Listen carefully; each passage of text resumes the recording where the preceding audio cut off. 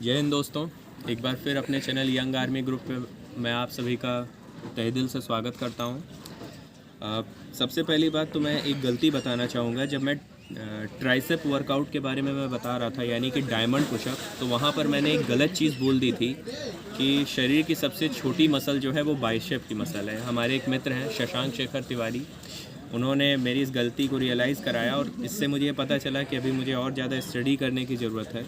तो शरीर की सबसे जो छोटी मसल है वो बाइसेप नहीं बल्कि वो स्टेपिडस नाम की एक मसल है, उसका उन्होंने जिक्र किया है। तो मैं इसके लिए तहे दिल से माफ़ी चाहूँगा कि ये मेरी गलती है और अब से मैं इस बात पर मैं ध्यान दूँगा कि कोई भी चीज़ आप लोगों को बताने के पहले मैं उस पर डीप स्टडी करूँ। तो दोस्तों, आज का जो हमारा विषय है वो है भस्त्रिका प्राणायाम। हमारे ऐसे कई साथी होंगे जो कि अगर थोड़ा सा भी दौड़ते होंगे तो बहुत जल्दी उनका दम फूल जाता होगा, या फिर ऐसी कई हमारी माताएं बहनें होंगी जो कभी भी थोड़ा भी अगर भाग दौड़ करती हैं तो उनका दम फूलने लगता है। या फिर अगर जब वर्कआउट करने कोई भी जाता है तो स्पेशली अगर कार्डियो वर्कआउट करते हैं, चाहे रस्सी कूदना हो गया, चाहे दौड़ने की बात आ गई, तो दम फूलने लगता है। मतलब, और ये होता क्यों है? होता इसलिए है क्योंकि हमारी बॉडी में जब ऑक्सीजन का स्तर लो होता है तो ऑक्सीजन का लेवल लो होने से बॉडी का एनर्जी लेवल कम हो जाता है ना। आप कितना भी मेहनत कर सकते हैं, कितने भी देर तक चाहे आप पढ़ सकते हैं, चाहे कितने भी देर तक आप अपने दिमाग का कंसंट्रेशन लेवल अच्छा कर सकते हैं, लेकिन चाहे पढ़ना हो, चाहे एक्सरसाइज करनी हो, चाहे भाग दौड़ करना हो, कोई भी काम हो, तो बॉडी में ऑक्सीजन का लेवल हाई होना चाहिए। क्योंकि ग्लाइकोलाइसिस वो प्रक्रिया होती है कि जब शरीर में ग्लूकोज टूटता है तो उसके लिए ऑक्सीजन की काफ़ी ज़्यादा ज़रूरत पड़ती है। तो ऑक्सीजन का सप्लाई जितना ज़्यादा बढ़ेगा, आपका भोजन उतने अच्छी तरह से टूटेगा और इसके साथ साथ आपका हृदय अच्छी तरह से काम करेगा।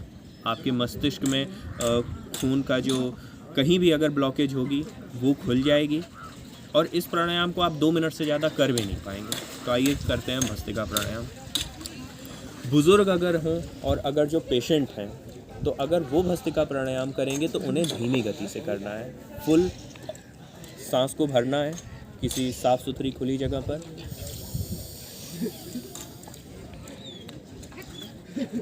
फिर छोड़ देना है। और अगर और बुज़ुर्ग व्यक्ति हैं तो बड़ी ही धीमी गति से पूरी तरह से भर लेंगे, फिर बाहर छोड़ देंगे। और अगर हमारे नौजवान मित्र हैं जो पूरी तरह से फिट हैं, जैसे मैं भी ये प्राणायाम करने से पहले हमारे एक सीनियर चिकित्सा अधिकारी या डॉक्टर साहब हैं, डॉक्टर रजनीश यादव जी, मैंने उनसे कंसल्ट किया और उसके बाद तब मैं ऐसे करता हूँ। तो थोड़ी स्पीड में